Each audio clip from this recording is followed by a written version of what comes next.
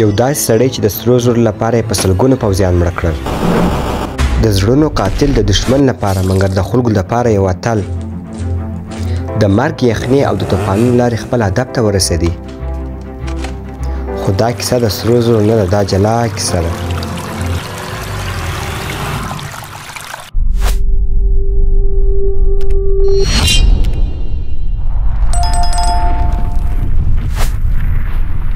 د ویډیو په شروع کې موږ او تاسو یو هیواد وینو چې د دې هیواد په 1944 کال کې فنلنډ هیواد دی. دا هیواد چې کله په دې کې جګړه خلاصه شول نو جرمني پوځیان د دې هیواد څخه وتل.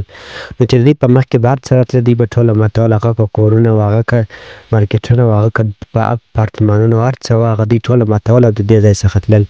دې خواته موږ یو بل کس وینو چې د دې نوم کورپین وي. کورپین دلته ځان سره یوازې ژوند کوي. دی هم یو تېر وخت کې یو سرتېری پاته سوی او جنګ کې مګر دی اوس ځان سره یوازې ژوند کوي. ده سره یو سپی وي. کله چې ورځ دی راسي او دی په اوبو کې وویني چې د ده په پاکولو په وخت کې درته یو د سرو زرو ډبره پیدا سي. نو دی چې کله دا ډبره وویني نو دی د ځان سره دا فکر وکړي چې په دې شاوخوا حتما د دې یو کان یو شی شته. نو دی څو ورځې په دې کان باندې اخته وي او کیني چې څو ورځې بعد دی وویني چې په دې ځای کې د سرو زرو ډېر ډبرې. نو دی ډېر زیات خوشحاله سي. په دې خاطر خوشحاله سي چې ژوند یې بدل سو. نو دی هغه ټوله راوکاږي او د شپې دی پیره ورته کوي چې یو څوک یې راسه یونیسي. نو کله چې سهار وخت سي او سهار چې سي د دې ځای څخه دی روان سي. کله چې روان سي نو کله چې سهار سي او دی خپل پر آس باندې روان سي د ښار خواته او د خپل سپی چې ده سره هلته اوسېدی هغه هم د شا روان وي.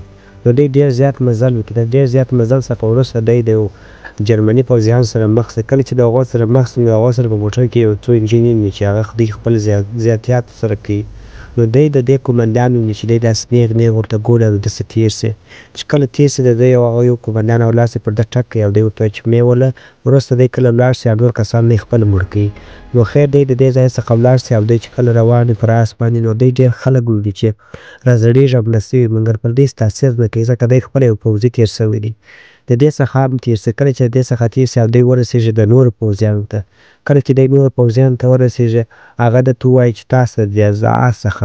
کله چې دی د آس څخه تاو سي او هغه دی ته لاښه کړي او د ده په جیب کې سره زر پیدا کړي. کله چې سره زر پیدا کړي نو دی بالا ولي او مړ کړي او سره زر ځینې اخلي. نو دی سپي ته ووایي چې ته دې ځای څخه وځغله. کله چې سپی دې ځای څخه وځغلي او کسان پر سپي ټکان شروع کړي او د هغو فکر واړي نو دوی په دې حال کې پر هغو باندې حمله وکړي. کله چې پر هغو باندې حمله وکړي او د هغه یو کس یې ور مړ کړي. په دې وخت کې چې کله دا یو کس ور مړ کړي نو دا بل کس ته زور ووایي چې هغه پسې ور مړ کړي. نو په دا سره دوی ټول هغه کسان یې ګرده مړه کړي. کله چې د هغه ټوله ډز په چاړه ووایي او په سپرمۍ باندې ووایي ټوله مړه کړي. یو هم ځینې ولاړ نه سي ټوله مړه کړي. بیا چې کله هغه د دې ځای دا اوازونه واورېده بل تېر پوځیان دا اوازونه واورېد دا ټکان ولوېد ډېر ټکان وشول. هغه چې کله دا زاړه ځای ته راسي او وویني چې پوځیان ګرده مړه سوي دي نو وویني چې یو کس یې ژوندی او چې کله هغه په لاس کې وویني چې د سرو زرو ټوټه ده د سرو زرو ټوټه وویني د هغه شک ورسېږي چې د هغه کس سره ډېر سره زر او دا سره زر په سر یې دوی ټوله مړه کړل. نو دوی دا ټول فکر وکړي چې موږ به په هغه پسې ورشو او د هغه څخه دا سره زر واخلو.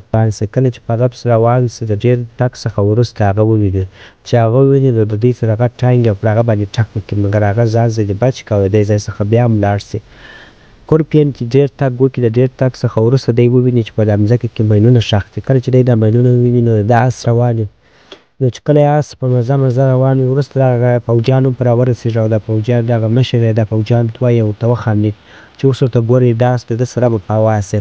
نو په دې وخت کې د آس پر یو بم باندې پښه کښېږدي او په هوا سي او سره تاش په تاشه سي. بیا پر هغه سربېره بیا هم کورپین ژوندی وي نه یې مړ سوی. نو کله چې دی راورسېږي او ده ته وګوري دی بیا هغه سره زر چې د ده په بستې کې دا اچولي وو هغه ګرده تاش په تاشه سوي وي. نو دی ټول هغه سره راټول کړي او بستې ته یې اچوي مګر دا مشر ورته وایي ته سلاوه د کار اوس موقع لرې چې دی دا ټول واچوي وروسته بیا ته ورشه. نو دی چې دا رقم دا سره زر بستې ته ور اچوي نو مشر ورته وایي چې اوس پر ورشه. دی ډبره د ځان سره پټه راواخلي. هغه چې د ده خواته راځوندی بم ته هغه ډبره کش کړي او هغه پر هغه په تاو سي او دوی د هغه ځای څخه ولاړ سي. دوی ټول ټکان پر کورپین شروع کړي.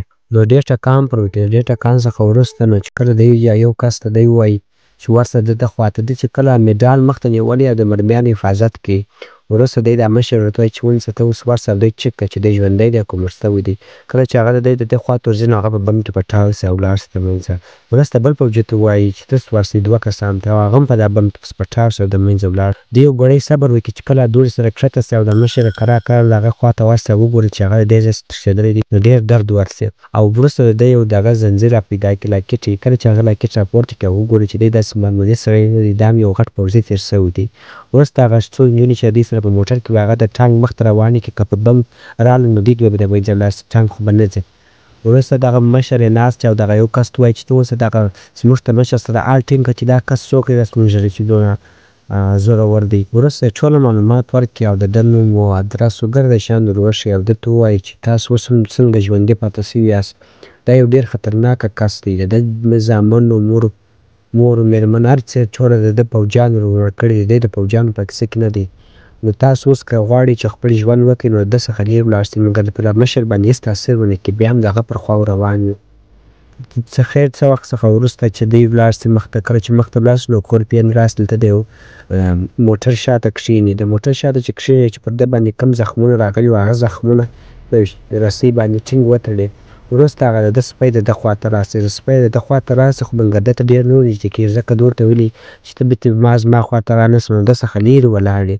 وروسته کورپین یو ګړی یو خوب ورسي نو ګړی بیده سي چې دی د موټرسایکلانو اوازونه واوري. کله چې دی د موټرسایکلانو اوازونه واوري او دی پټ ورته وګوري چې پوځیان راغلل نو دی د موټر څخه لاندې پټ سي چې دی پیدا نه کړي او د هغه سره د هغه د موټر څخه لاندې سي او پر هغه باندې ځان ونیسي او د هغه د موټر ټانکۍ سرې کړي او په ځان په تیلو باندې ولړي چې اسپیان یې پیدا نه کړي.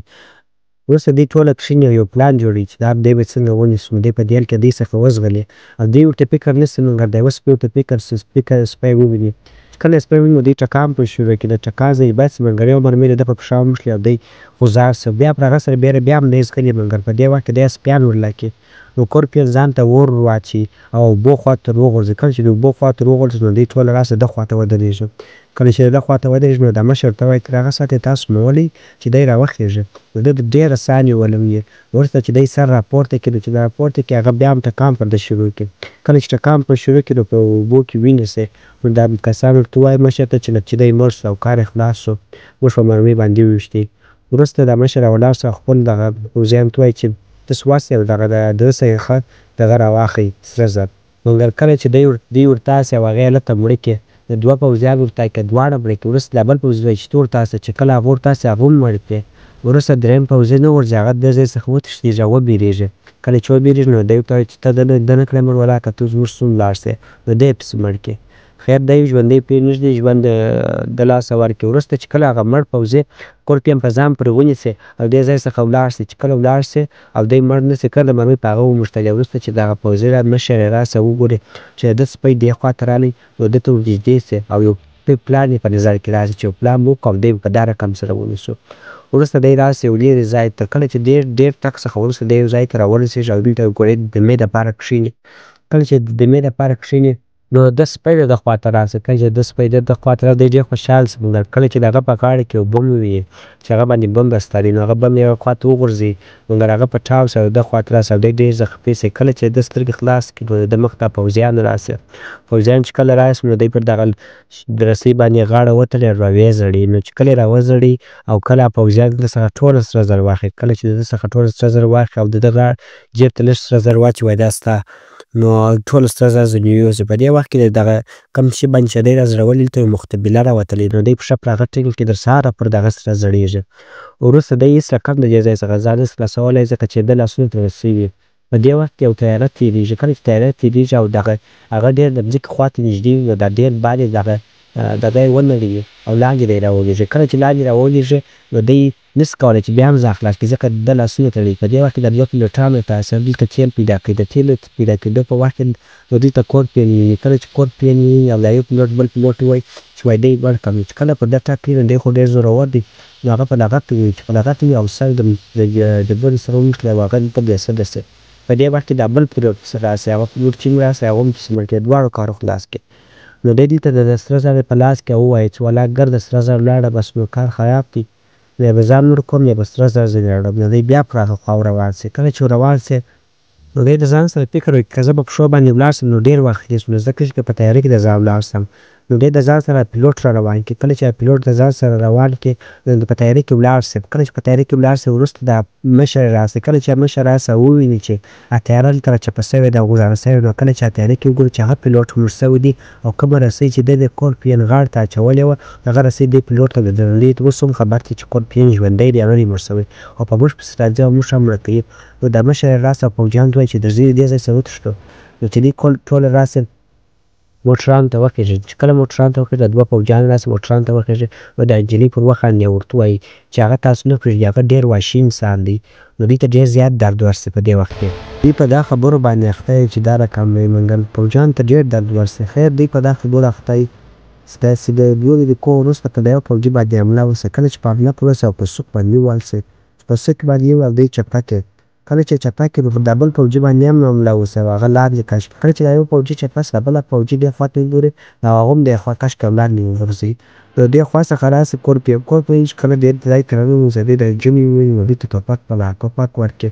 کله چې ټوپک ورکړي نو دې کورپین راسي دې ټرک ته ډریور یې مړ کړي او دلته نجلۍ پکې کښېني او دې ته وایي چې ته که راځه.